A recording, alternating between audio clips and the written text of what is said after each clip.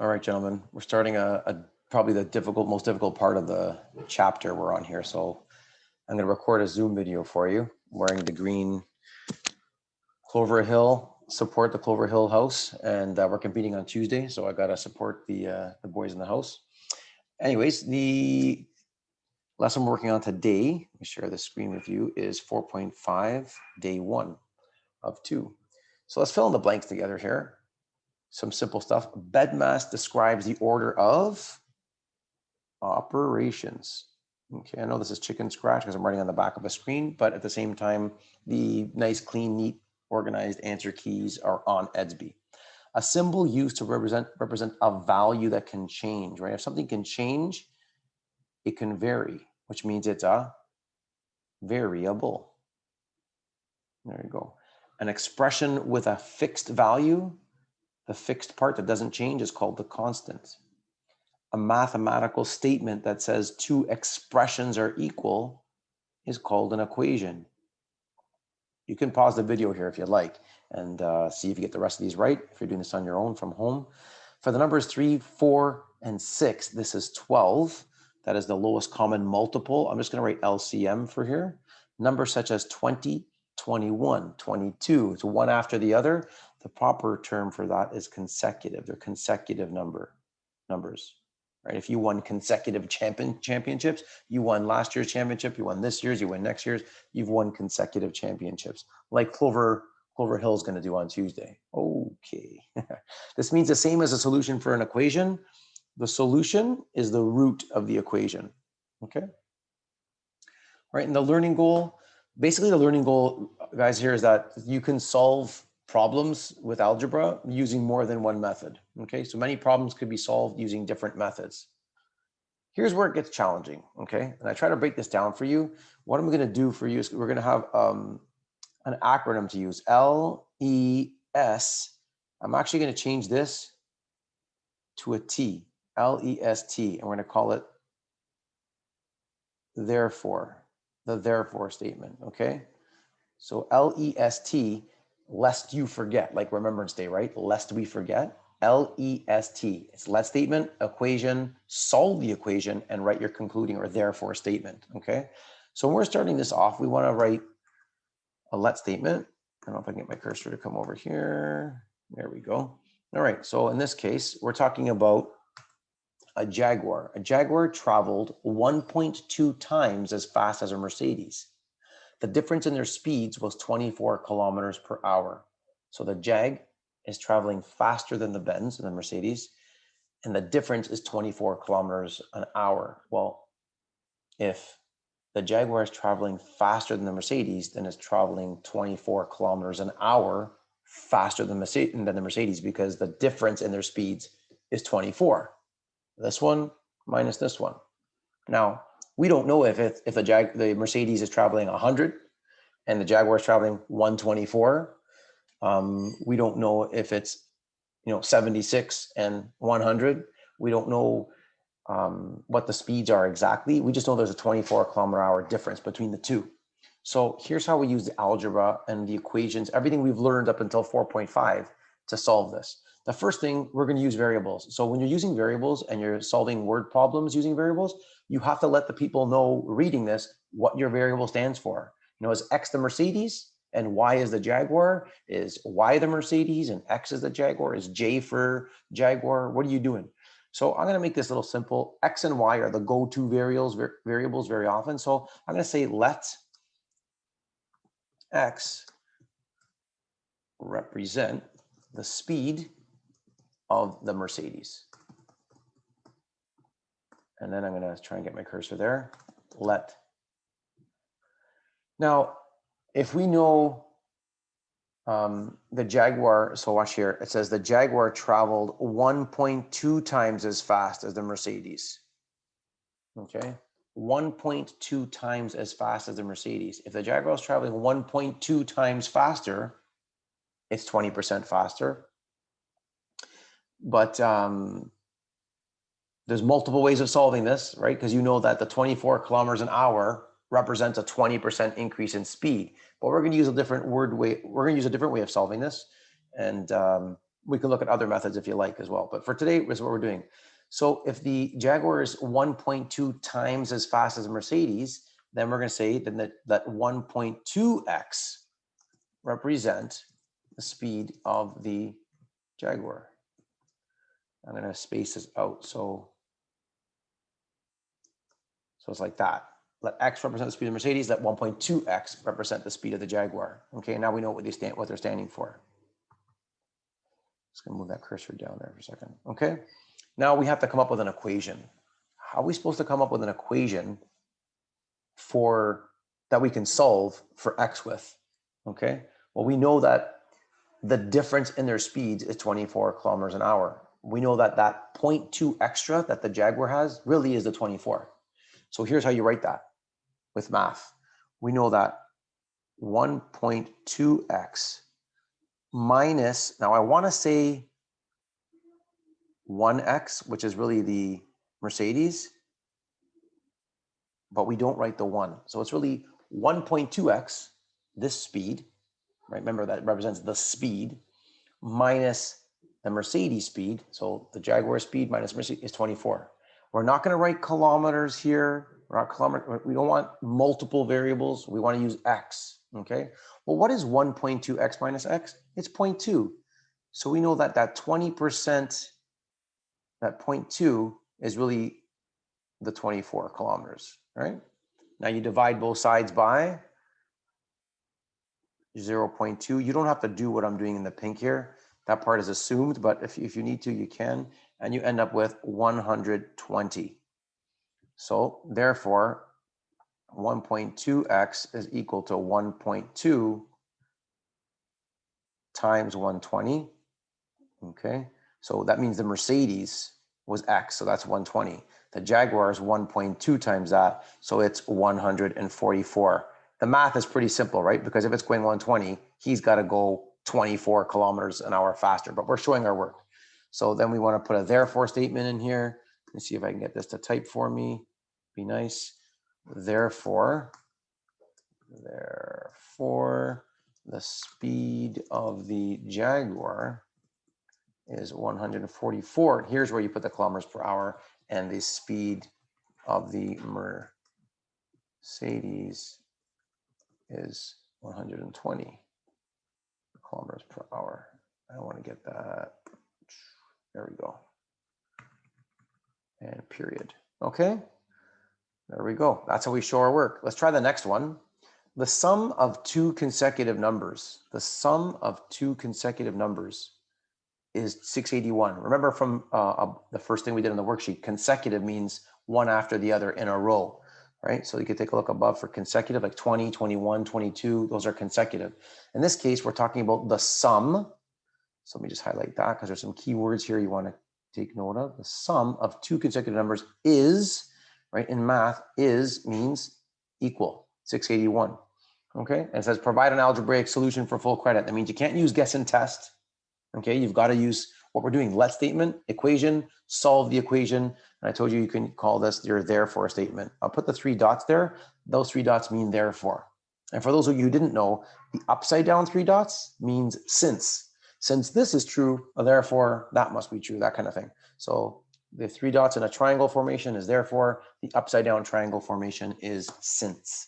So the let statement here, we've got 2 consecutive numbers. What do you want to call the first number? Again, the go-to variable is x. So let x represent the first number. Okay, and where do you come up with your therefore statements, by the way? See how it says find the numbers. So then x is the first number. Here in the other question, it said find the speed of each car. So we said let x represent the speed of the Mercedes. Okay, that's where you get your therefore information from. It's asking you to find out this information. So that's what my variable is going to represent, the information we're looking for. So when I find the root or the solution, I have the value for my variable. So let x represent the first number. And if it's consecutive, it means the very next number is the very next number. So how do I get that? If x is my first number, what's the very next number? What would I have to do to x? I have to add 1 or subtract 1, right? So if my number is 15, the next number is going to be 15 plus 1, 16, the next number, or 15 minus 1. I try to avoid subtraction. Not that I'm scared of subtraction, it just sometimes it makes life easier. So let's just keep it simple with addition. So x plus 1 is going to represent, if I can spell, the second number. Okay, I'm just going to space this over a little bit. If I do it like that, you understand what we're talking about. You could put the x plus 1 in brackets. It really doesn't matter. Okay, so if that's what we're dealing with here, oh, I'm tapping that down and it's moving. So I'm going to do this. So this, I apologize. This is going to keep moving on me, I think. Therefore, statement. Those are the 3 dots. All right. So what's the equation going to be? Well, the question said it's the sum of 2 consecutive numbers. So we're going to add them, right? The sum.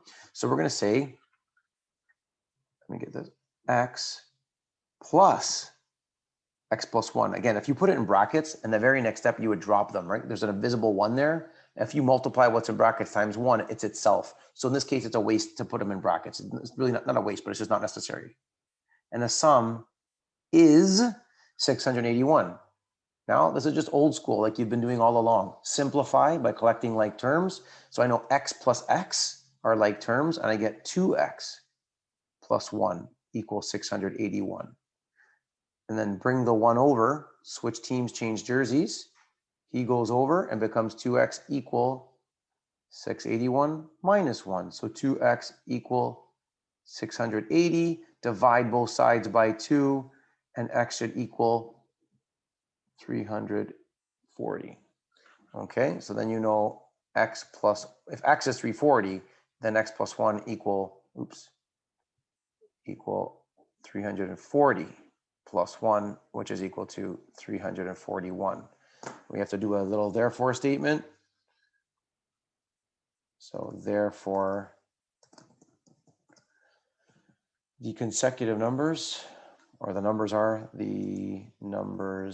are 340 and 341. That's it. Okay, that seems simple, and here's where it gets difficult. Not gonna lie. This is probably the hardest question you'll get on a test, hint, hint. Hardest one you'll get, but advice for studying as we move forward, if you can copy, not copy, but if you can print out the blank copies of these handouts and tomorrow's handouts and do them on your own and get the answers right, and you communicate properly, let statement, equation, solve, therefore statement, you're gonna do fantastic. This is as hard as it's gonna get. Okay, this was a little more difficult, so pay attention. So this is saying Kyle sells used cars.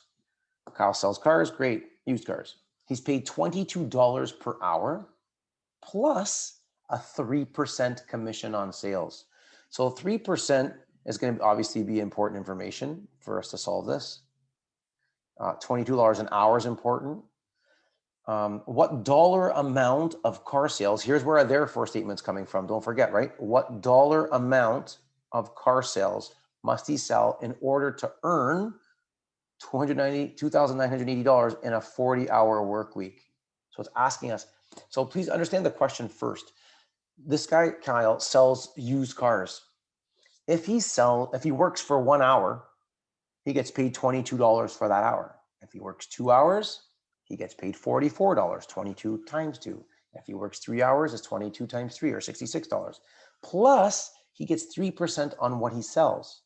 Now, 3% is written as a percentage. When we change it to algebra, we're not going to use percentage, we're going to use the decimal equivalent. So 3% really means 3, oops, I don't want that pen. It means really 3 out of 100, 3% or percent, right? Which 3 out of 100 means a 3 in the hundredths column. So 3% as a decimal is written like that. Okay, that's a little elementary schoolish, but we're going to use the decimal equivalent of our fraction, 3 out of 100, or 3%.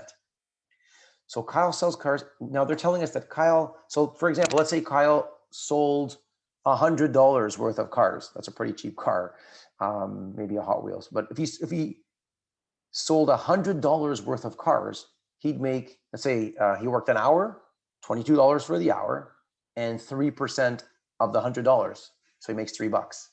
So $22 plus $3 in commission. If he sold a $1,000 car on the used car lot, then he would get, right? If he gets $3 for 100, how much does he get for 1,000?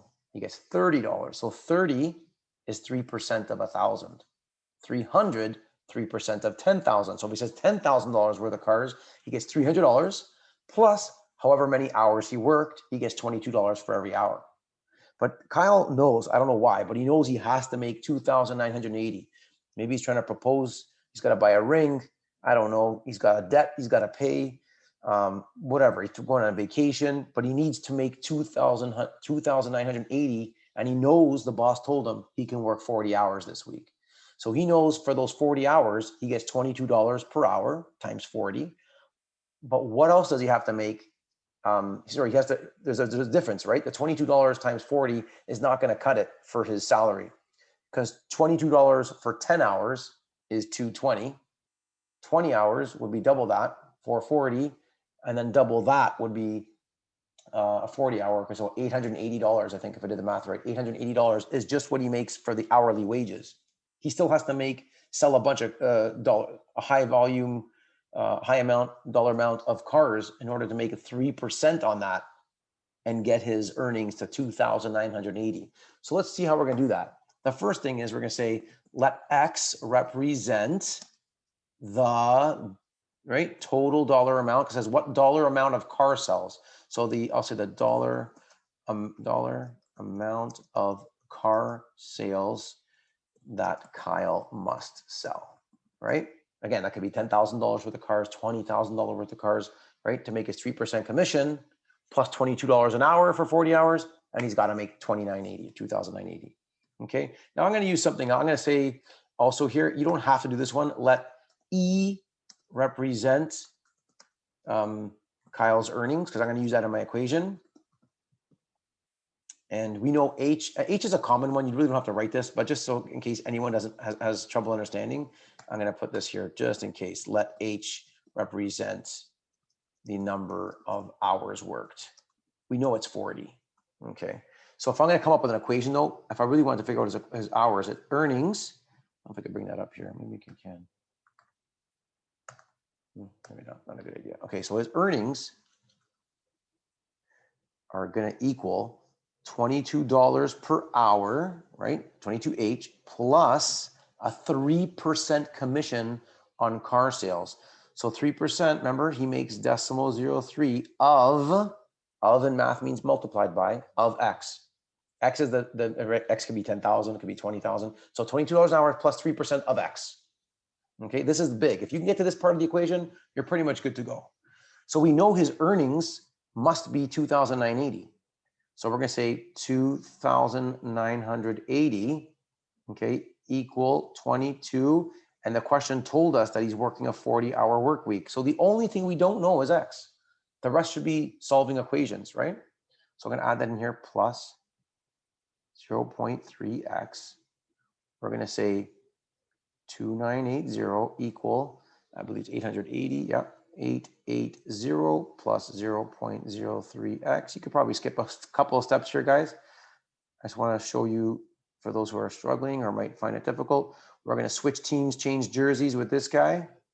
Comes over and we get 2,980 minus 880 equal 0.03X. And we're going to get, what does that come out to? 2,100. Now you've got to divide both sides by 0.03. That's going to be a handsome number, right? Because he's got to divide 2,100 by decimal 0.03, and you get 70,000 equal X. So I'm going to put my, can I fit it there? I don't think I can fit my therefore statement, guys. I'm going to type it in here. Oh, maybe I can. Let's try. Maybe not. No, I don't think it's going to let me. No, so I'll do it by hand. It's okay. Therefore, Kyle must sell $70,000 worth of vehicles to earn $2,980 in a 40-hour work week. Okay. All right, that was the toughest one we did. Hopefully it makes sense. Hope I broke it down for you, and get the homework done. See you guys soon. Take care.